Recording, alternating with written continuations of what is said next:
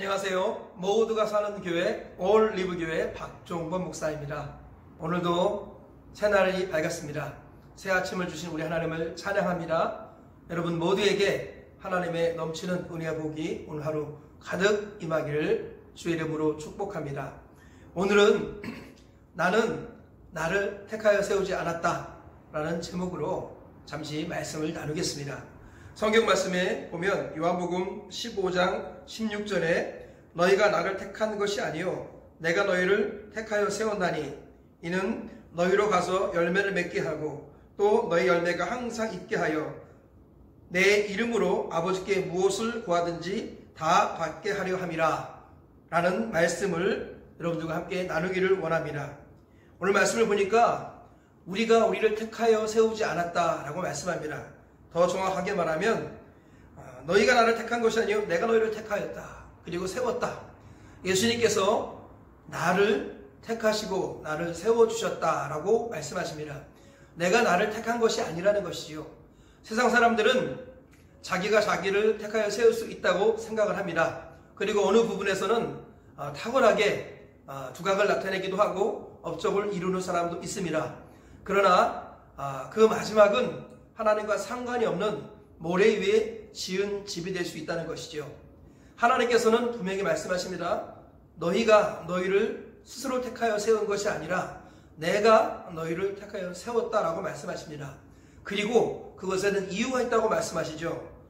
하나님께서 우리를 택하여 세우신 이유가 세 가지로 말씀하고 있습니다. 첫째로는 열매를 많이 맺게 하시려고, 두 번째로는 그 열매가 항상 있게 하시려고, 그리고 세 번째로는 예수님의 이름으로 아버지께 구한 것을 다 받게 하시려고 우리를 택하여 세워주셨다라고 말씀합니다.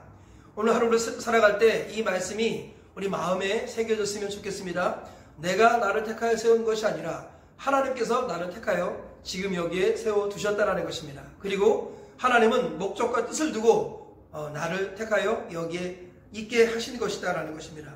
그 목적이 무엇입니까? 열매를 맺게 하시려고. 우리 인생을 항상 하나님께서는 나무로 비유하시고 열매 맺기를 원하신다고 말씀하십니다.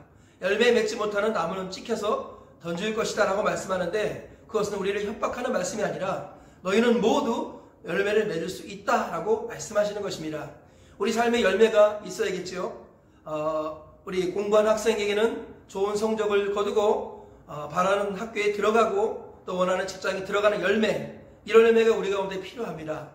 또 아이들은 자라나고 그리고 가정을 이루어서 또 자녀를 낳는 열매를 필요로 하지요. 우리 인생에는 엄밀한 의미로 열매가 없는 인생이 없습니다.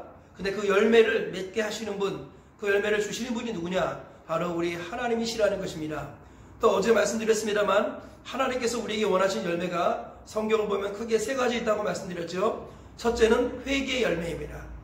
반드시 내가 변화가 되게 하는 것이죠. 예수님을 정말 만난 사람들은 당장은 극단적인 변화가 일어나지 않을지라도 반드시 변화가 있습니다. 우리 주님은 우리가 어디 있든지 우리를 있는 그 자리에서 부르시지만 절대로 있는 그 자리에 내버려 두지 않으십니다. 반드시 우리를 변화로 이끄십니다. 그래서 과거를 청산하고 더 나은 곳을 향하여 한 걸음 전진할 수 있는 그런 열매를 주시는데 그것이 바로 회개의 열매라는 것입니다. 두 번째로 우리 주님이 원하시는 열매가 무엇이냐? 그것은 바로 성령의 열매라는 것이죠. 사랑과 희락과 화평과 오래 참음과 자비와 양성과 충성과 온유와 절제라는 성품의 열매를 맺게 하시는 분, 이분이 바로 우리 하나님이시라는 것입니다. 하나님을 알고 예수님을 알고 성경을 알아가면 반드시 성품의 변화가 일어납니다. 그리고 나도 모르게 내 얼굴이 전도지가 되고 내 얼굴이 성경책이 되고 내 얼굴이 나침판이 되는 이런 변화가 일어나게 되는 것입니다. 주님은 이 변화를 우리에게 주고 계신다라고 말씀하십니다.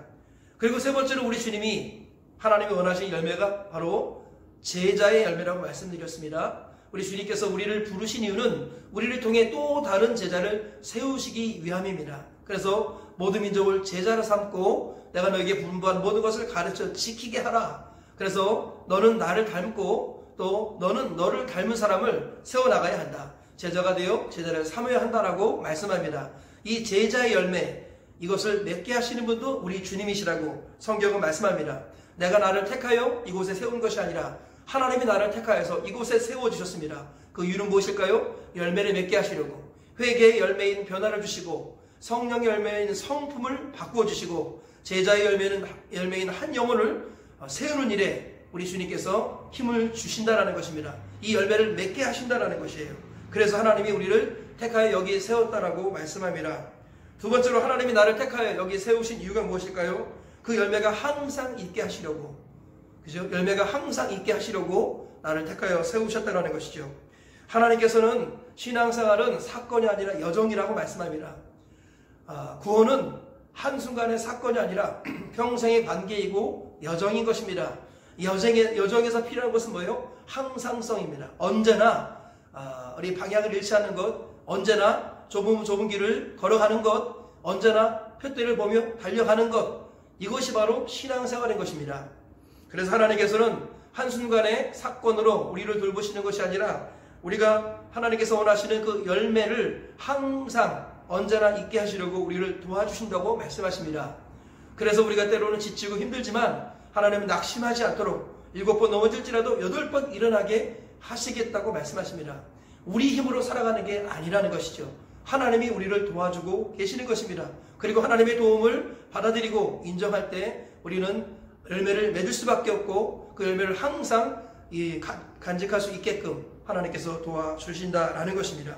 저와 우리 모두가 인생을 살아갈 때 우리 힘으로 살아가는 것이 아니라 하나님의 힘을 의지해서 우리의 열매가 항상 있는 복을 누리면 좋겠습니다. 세 번째로 하나님이 나를 여기에 택하여 세우신 이유가 무엇입니까? 그것은 바로 아버지께, 하나님께 구하는 모든 것을 다 얻게 하시려고, 다 주게 하시려고, 주시려고 우리를 여기에 택하여 세워주셨다고 말씀합니다. 하나님께서는 우리가 구하는 것, 우리가 변화되는 것, 이 모든 것들을 다 주시겠다고 약속하셨습니다. 그래서 우리 인생이 하나님 앞에 바르게 세워지고 우리 예수님을 닮아가는, 예수님처럼 자라가는 사람이 되게 하시는 것입니다. 하나님께서 나를 먼저 택하여서 여기에 세워주셨습니다. 그래서 우리로 열매를 맺게 하시고 항상 있게 하시고 구하는 모든 것을 얻게 하셔서 결국은 예수님을 닮아가게 하고 우리 주변에 수많은 영향을 흘려보내는 사람이 되게 하신다는 것입니다.